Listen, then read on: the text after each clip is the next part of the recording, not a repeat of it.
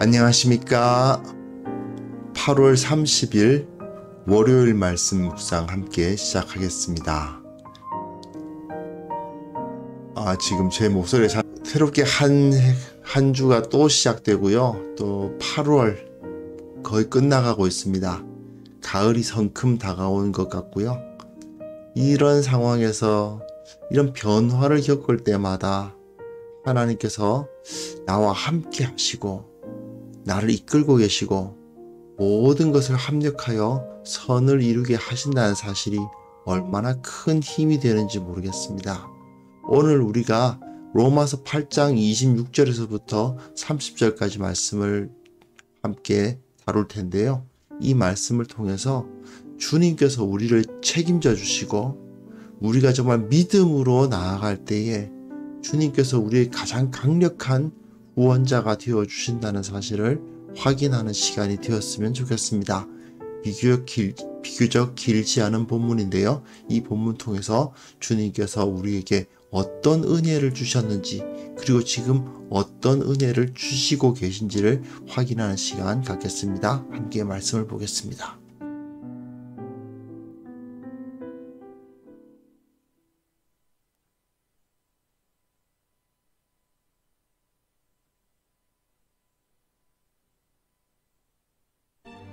이와 같이 성령도 우리의 연약함을 도우시나니 우리는 마땅히 기도할 바를 알지 못하나 오직 성령이 말할 수 없는 탄식으로 우리를 위하여 친히 간구하시느니라. 마음을 살피시는 이가 성령의 생각을 아시나니 이는 성령이 하나님의 뜻대로 성도를 위하여 간구하심이니라. 우리가 알거니와 하나님을 사랑하는 자 곧 그의 뜻대로 부르심을 입은 자들에게는 모든 것이 합력하여 선을 이루느니라. 하나님이 미리 아신 자들을 또한 그 아들의 형상을 본받게 하기 위하여 미리 정하셨으니 이는 그로 많은 형제 중에서 맏아들이 되게 하려 하심이니라. 또 미리 정하신 그들을 또한 부르시고 부르신 그들을 또한 의롭다 하시고 의롭다 하신 그들을 또한 영화롭게 하셨느니라.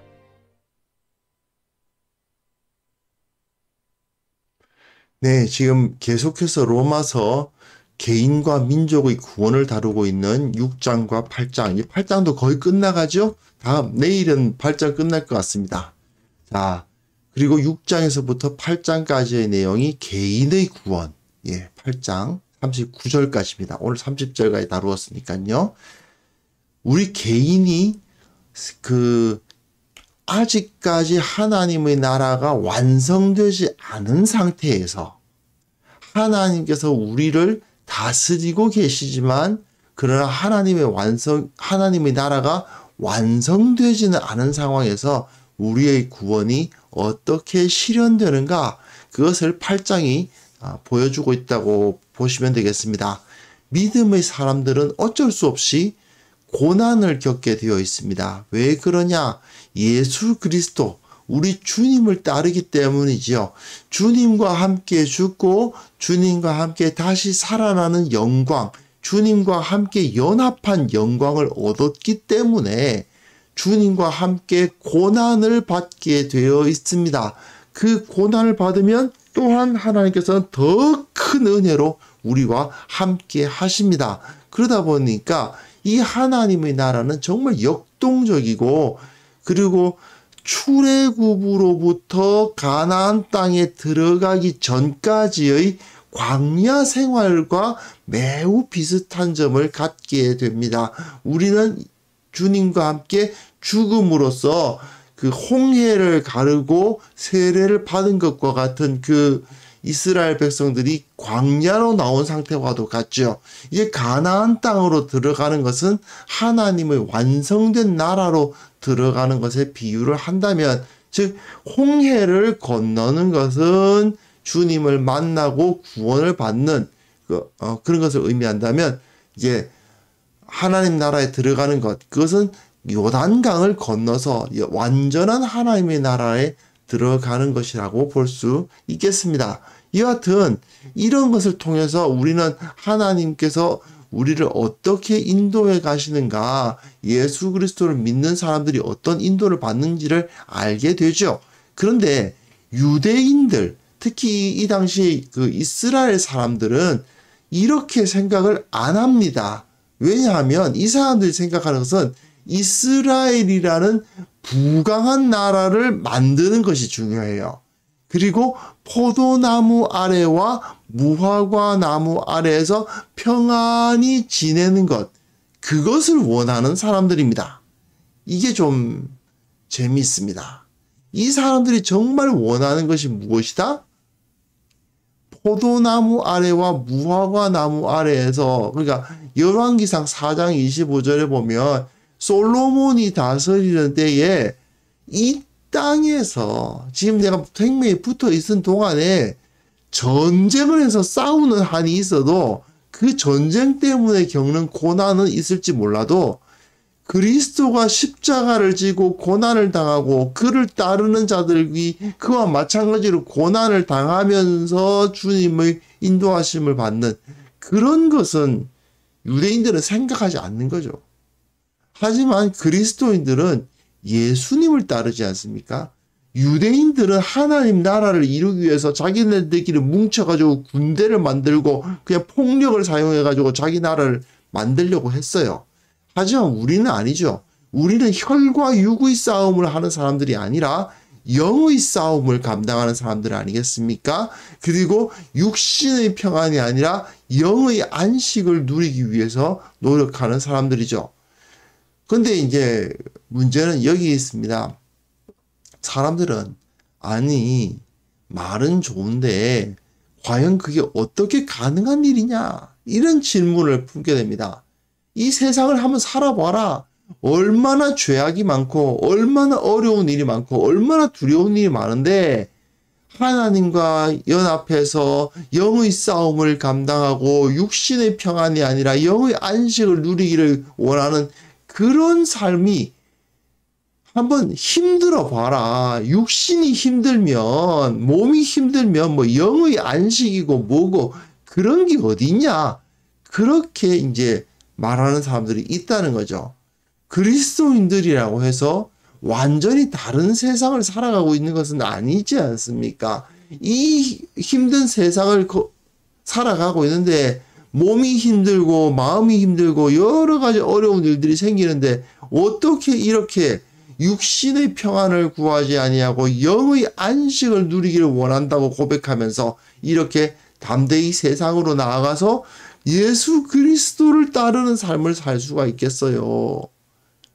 사실은 제가 저희 요즘은 이 코로나 때문에 원래 함께하는 교회는 제가 섬기는 이 함께하는 교회는 매주 성찬을 했거든요. 코로나 때문에 이제 성찬이 그쳐서 정말 참 안타까운 일인데 성찬을 할 때마다 우리가 이 성찬을 통해서 주님과 함께 연합하는 것이다. 세례와 성찬을 통해서 주님과 함께 연합하는 것이다. 우리가 성찬을 받을 때마다 무엇을 기억해야 되느냐? 주님과 함께 죽고 주님과 함께 다시 살아났다는 사실을 기억하고 주님처럼 살다가 주님처럼 죽게 하옵소서. 이것이 우리의 고백이 아니겠습니까? 그런데 이렇게 고백할 때 주님처럼 살다가 주님처럼 죽게 하옵소서라는 고백이 매우 부담스러운 고백이다라고 말하는 경우가 많아요. 예, 사실이죠. 어떻게 주님처럼 살다가 주님처럼 죽겠다는 마음을 먹을 수 있습니까? 어떻게 내가 주님과 같은 그런 삶을 살 수 있겠습니까? 라는 질문을 하는 사람들이 생긴단 말입니다. 그에 대한 대답이 오늘 본문이죠. 무엇입니까? 성령 하나님이 우리의 연약함을 도우신다는 것입니다. 성령 하나님이 누구십니까? 예수 그리스도의 영, 우리 주님의 영입니다. 주님께서 우리 가운데 오신 것이죠.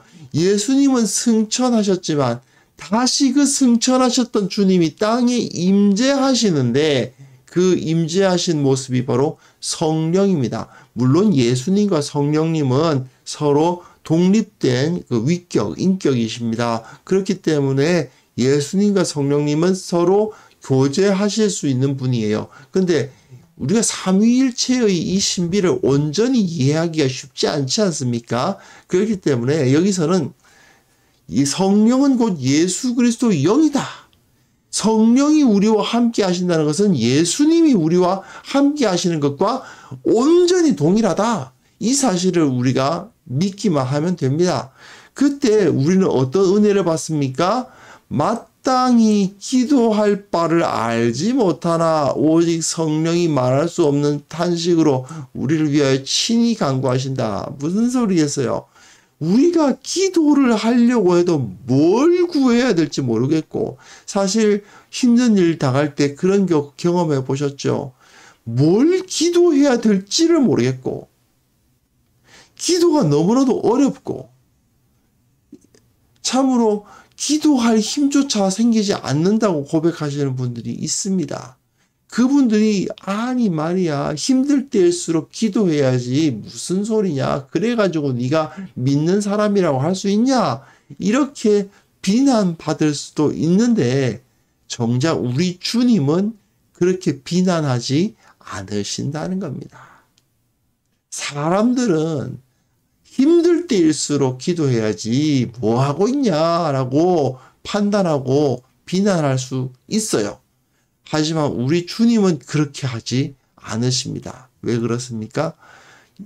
마음을 살피시는 이가 성령의 생각을 아신다. 이게 무슨 소리일까요? 마음을 살피시는 이란 말은 성부 하나님을 말하는 것입니다. 성부 하나님이 성령의 생각을 아시죠? 당연합니다. 삼위일체 하나님, 삼위일체 하나님이 성령 하나님의 성부 하나님이 성령 하나님의 마음을, 그 생각을 모르실 리가 없지요.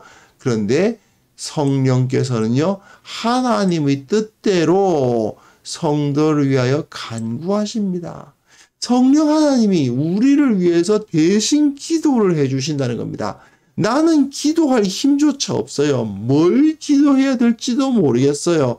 그리고 기도하러 나아가는 것 자체가 마음이 어려워요. 그런 상황이 벌어질 때마다 성령께서는 우리를 위해서 직접 간구해 주십니다. 그러다 보니까 어떤 일이 벌어집니까?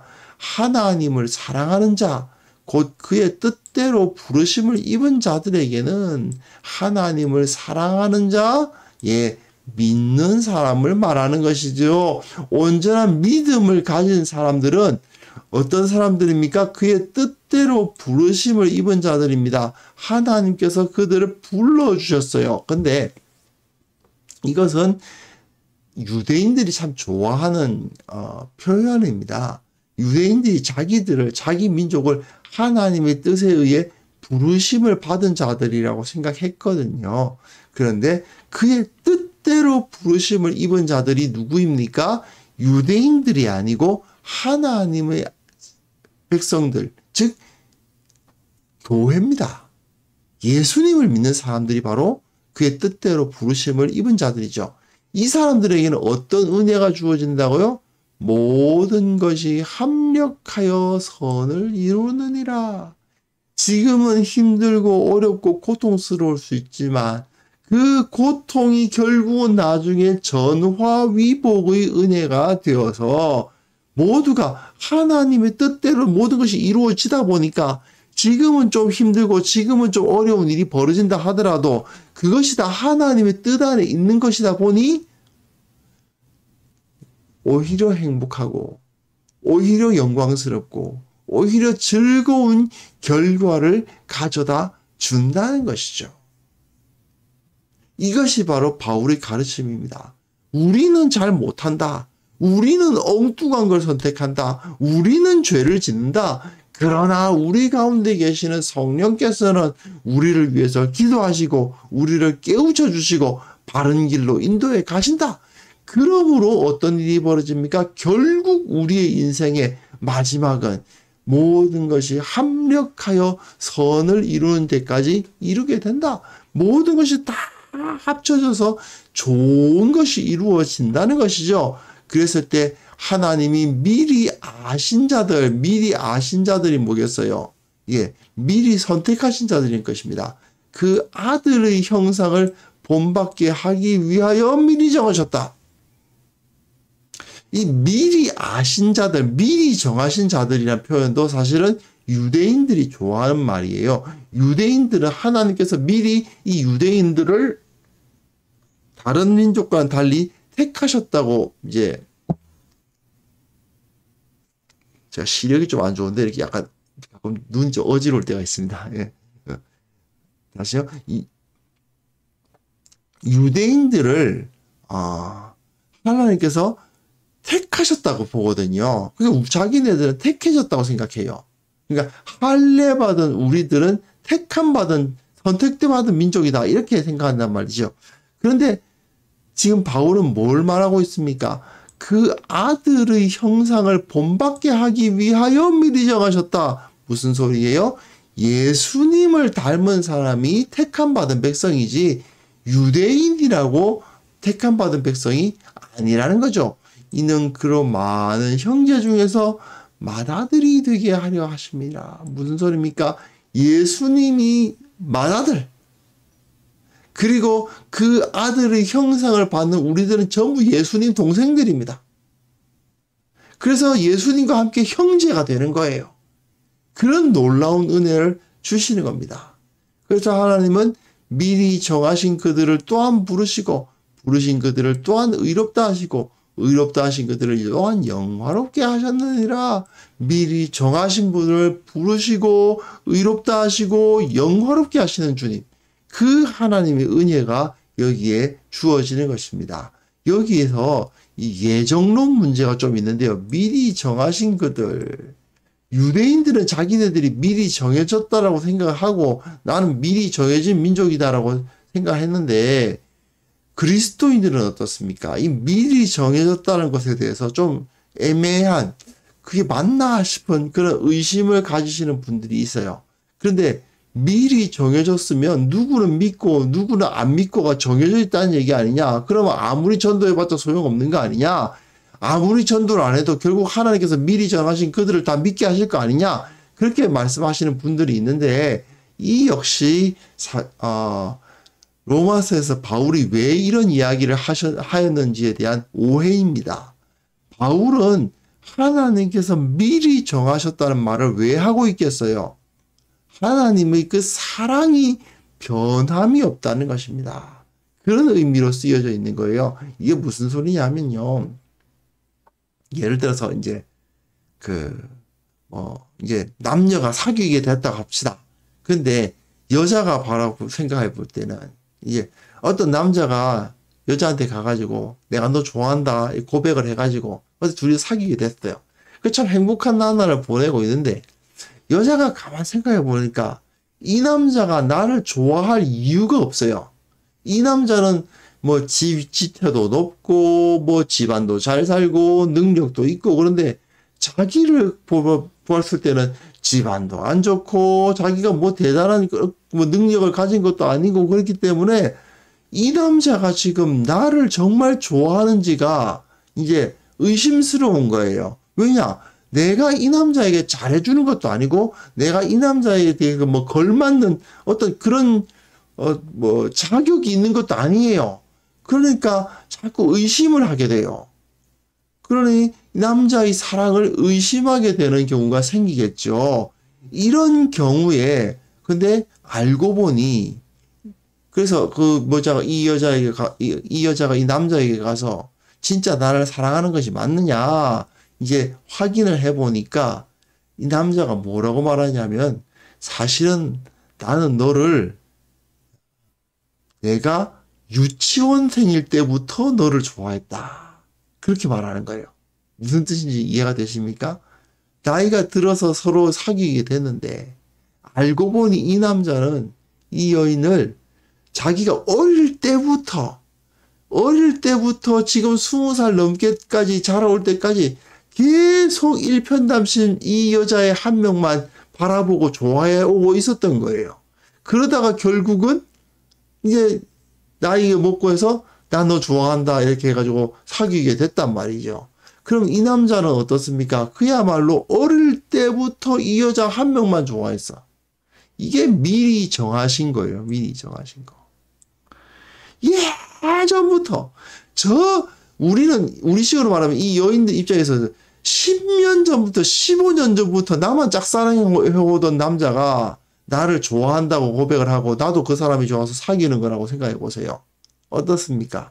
이 사람이 나를 미워할 수가 없겠다는, 나를 이제 싫어할 수가 없겠다는 생각이 들지 않습니까? 이 사람의 나를 향한 사랑은 정말 흔들림이 없는 사랑일 것 같지 않습니까? 그런데 하나님께서 자기 백성을 사랑하실 때 어느 정도로 사랑하시느냐? 창세전부터. 이 사람이 초등학생 때부터 나를 좋아했다 그래도 대단한 건데, 하나님은 자기 백성을 언제부터 사랑하셨느냐? 창세전부터 사랑하신 거예요. 그 옛날부터 하나님께서 우리를 사랑하셨다. 그렇기 때문에 하나님의 사랑은 변할 수가 없다. 그게 이제 예정론, 미리 정하셨다. 이거거든요. 그렇기 때문에 우리가 좀 숙명론으로 이걸 받아들이면 안 됩니다.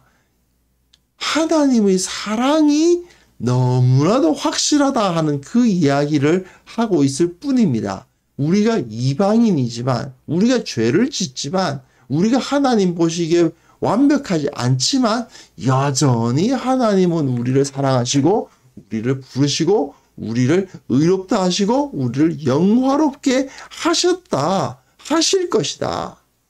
이 사실이 여기에 선포되어 있는 겁니다. 결국 우리 그리스도인들은요, 하나님의 사랑 안에서 하나님의 나라를 경험하면서 살아갑니다.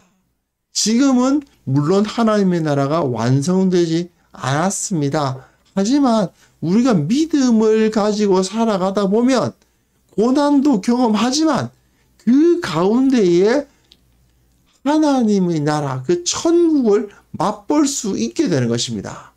광야를 걸어가던 이스라엘 백성들이 어떠했습니까? 그들이 가나안 땅에 들어가지 않았지만 그 땅에서, 그 광야에서 만나와 메추라기를 먹으며 하나님께서 허락하시는 그 풍요로움을 이미 광야에서 누릴 수 있었던 거죠. 물론 그 가나안 땅에 들어갔을 때 얻을 수 있는 그런 정도의 풍요는 아니었을 수도 있습니다. 그러나 광야에서도 충분히 하나님의 은혜를 누리고 충분히 기쁨을 얻고 충분히 만족하며 안식하며 살아가며 걸어갈 수 있었던 거죠. 광야의 길은 배고픈 고생길이 아니었죠. 하나님의 영광, 그 불기둥과 구름기둥과 함께 살아간 그러한 과정 아니었습니까? 그게 바로 우리의 삶이라는 거죠. 우리는 지금 광야의 인생을 걸어가면서 고난을 겪기도 합니다. 하지만 그 가운데 주님께서 함께 하신다. 성령 하나님께서 우리와 함께 하시고 우리를 위해서 기도하고 계신다. 우리 주님이 저 하늘, 주님의 보좌 우편에서 우리를 내려다보시며 우리를 위해서 기도하시고 우리를 돕고 계시고 모든 것을 다 합력하여 선을 이루는 데까지 이르게 하신다. 그렇다면 우리가 두려워할 것이 무엇입니까? 우리가 뒷걸음질 칠 게 무엇입니까? 우리가 왜 거기서 탄식하고 왜 거기서 괴로워하고 기쁨을 잃어버리겠습니까? 주님께서 우리와 함께 하신다면 우리는 두려울 것이 없습니다. 이제 주님께서 반드시 우리를 도우신다는 사실을, 무슨 기도를 해야 할지까지 깨닫게 하신다는 사실을 우리가 믿으면서 결국 가장 좋은 길로 인도하시는 주님, 그 주님을 고백할 수 있길 바랍니다. 그 고백을 통해서 주님께 감사하고 주님 앞에 온전한 모습으로 주님을 높이는 우리 모두가 되었으면 합니다. 이런 찬양의 기도를 드리는 시간 잠깐 가지겠습니다.